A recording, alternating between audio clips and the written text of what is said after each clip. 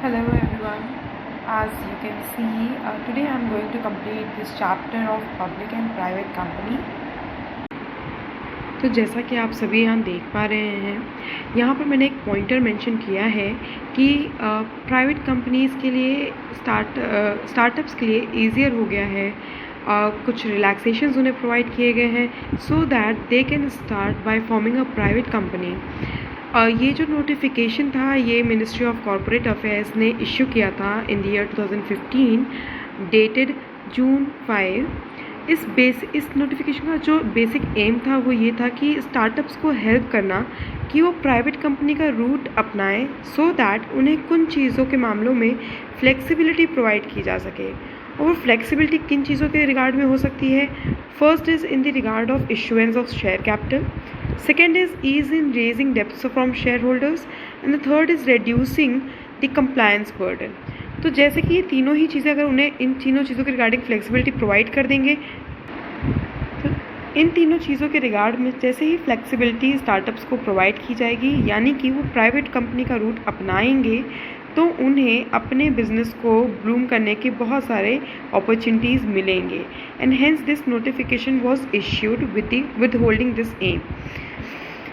अब हम बात करते हैं कि जो प्राइवेट कंपनीज़ हैं उन्हें किन चीज़ों में एग्जेम्प्ट किया गया है। तो उनके जो एग्जेम्पशंस हैं they are being provided under section 43 and section 47। सबसे पहला तो है exemptions regarding types of share capital, and second is exemption regarding restrictions on voting rights.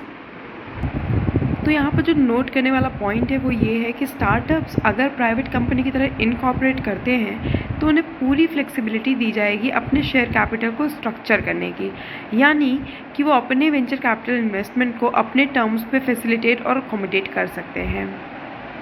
Now the next point is conversion of a private company into a public company। So इसमें हमें दो चीज़ें देखनी है कि पहला तो क्या ये ऐसा पॉसिबल है कि प्राइवेट कंपनी एक पब्लिक कंपनी में कन्वर्ट की जा सके, और अगर है तो what is the procedure to be followed. तो कोई भी प्राइवेट कंपनी अपने आप को पब्लिक कंपनी में कन्वर्ट कर सकती है बाय अमेंडिंग इट्स आर्टिकल, और ये कैसे अमेंडमेंट होगा? By passing a special resolution.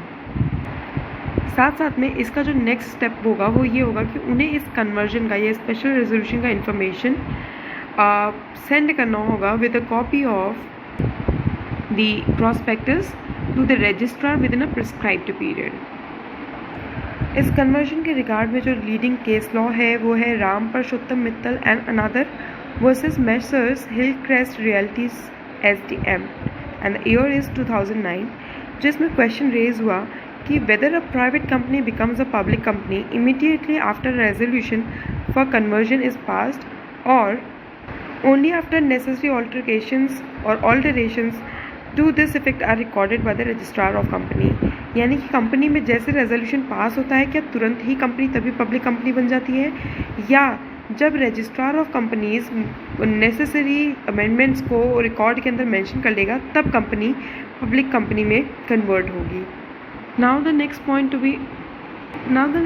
to be discussed is what do you mean by public companies। So accordingly section 2 subclause 71 of the Companies Act 2013 describes or defines public company by saying that any company which is not a private company or which has minimum paid up capital of rupees 5 lakh or such higher paid up capital will be considered as a public company। Now we will talk about the most important point, that is the distinction between public and private company। और यही question सबसे ज़्यादा talked about है, और usually यही एक question इस particular portion से पुट अप किया जाता है। तो आपको एक टैबुलर फॉर्म बनाना है, अगेन एक तरफ लिखना है पब्लिक, एक तरफ लिखना है प्राइवेट। और जो पहला जो डिस्टिंक्शन है, पहला फर्स्ट पॉइंट ऑफ डिस्टिंक्शन है is regarding the minimum number of members. तो पब्लिक कंपनी के केस में वो 7 होते हैं और प्राइवेट कंपनी के केस में वो 2 होते हैं। अब अगर आप बात करें मैक्सिमम लिमिट की, तो पब्लिक कंपनी में कोई लिमिट नहीं होती है और प्राइवेट कंपनी में 200 मेंबर्स की मैक्सिमम लिमिट होती है। Now if I talk about transferability of shares, तो ट्रांसफरेबिलिटी ऑफ शेयर्स के अंदर पब्लिक के अंदर कंपनी में कोई भी ऐसी रिस्ट्रिक्शंस नहीं लगाई जा सकती हैं, बिना रिस्ट्रिक्शन के ट्रांसफ़र किया जा सकता है, और प्राइवेट कंपनी के केस में रेस्ट्रिक्टेड ट्रांसफर्स होते हैं। इन्विटेशन टू बाय शेयर्स में as you already know public companies can invite public to buy their shares, and in the case of private company it is not so। अगर बात करें minimum number of directors की, तो public company के case में at least 3 होने चाहिए और प्राइवेट के केस में 2। If you talk about consent and undertaking by director, ये इस पॉइंट ऑफ डिफरेंस के ऊपर अगर आप पब्लिक कंपनी को कंसिडर करें तो पब्लिक कंपनी के जो डायरेक्टर्स होते हैं उन्हें कंसेंट और अंडरटेकिंग देनी होती है that they are ready to act as a director of a public company. But अगर प्राइवेट कंपनी की अगर आप बात करो तो उसमें उन्हें ये एग्जेम्पशंस प्रोवाइड किए जाते हैं। The next point of difference is of statutory meeting. तो पब्लिक कंपनी के केस में जो स्टैट्यूटरी मीटिंग होती है वो इनकॉर्पोरेशन के 1 से 6 मंथ्स के बीच में हो जानी चाहिए, और इन the case of private company it is not at all required, यानी कि ये दूसरा एग्जेम्पशन है। अब अगर आप बात करो प्रॉस्पेक्टस की, तो prospectus is in the case of public company prospectus is very much required, or in the case of private company it is again not necessary. And probably the last point of difference is on the basis of commencement of business. तो public company जैसे ही उसको issuance of certificate issue हो जाता है incorporation का, वैसे ही वो as a public company function करने लगती है। और but in the case of private companies जैसे ही वो कंपनी इनकॉर्पोरेट हो जाती है वैसे ही वो कंपनी फंक्शन करने लगती है अपने बिजनेस को।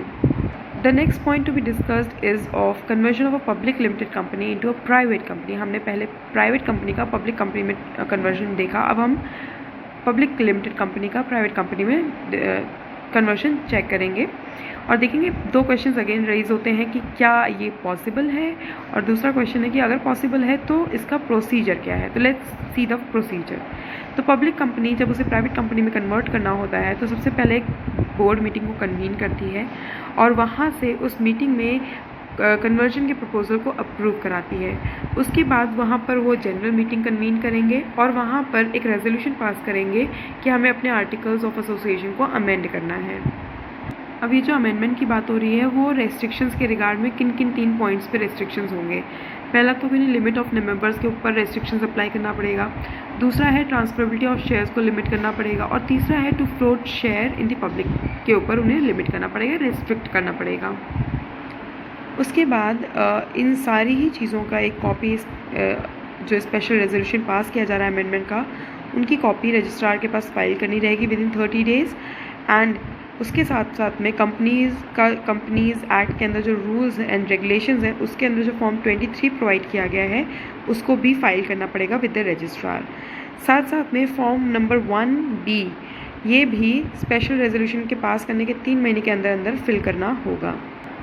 साथ ही साथ 6 कॉपीज़ ऑफ अमेंडमेंट जो आर्टिकल्स में अमेंडमेंट किए गए हैं उनकी 6 कॉपीज़ स्टॉक एक्सचेंजेस में फॉरवर्ड करनी पड़ेगी, उस हर एक स्टॉक एक्सचेंज में जहाँ पर वो कंपनी लिस्टेड थी। उसके बाद रजिस्ट्रार रिक्वायर करेगा कंपनी को कि वो सूटेबल नोटिस न्यूज़पेपर में पब्लिश करे अबाउट हिज कन्वर्जन, और वो जो नोटिस पब्लिश की जाएगी उसकी कटिंग रजिस्ट्रार को भेजें। साथ ही साथ में उस नोटिस की 3 कॉपीज़ स्टॉक एक्सचेंजेस में भी भेजनी होंगी। उसके बाद अमेंडेड आर्टिकल्स या ऑल्टर्ड आर्टिकल्स की एक प्रिंटेड कॉपी फाइल करनी होगी 1 महीने के अंदर अंदर। एंड फाइनली कंपनी को एक सर्टिफिकेट ऑफ इनकॉर्पोरेशन इशू कर दिया जाएगा, and hence company shall be incorporated and it shall incorporate and adapt all the consequential changes जो उस particular articles of association के अंदर बनाए गए होंगे। So this is all about the public and the private companies, the differences between them, the conversion of each other, conversion of one into each other. So thank you so much, keep studying, work hard and follow the channel for next videos. Thank you.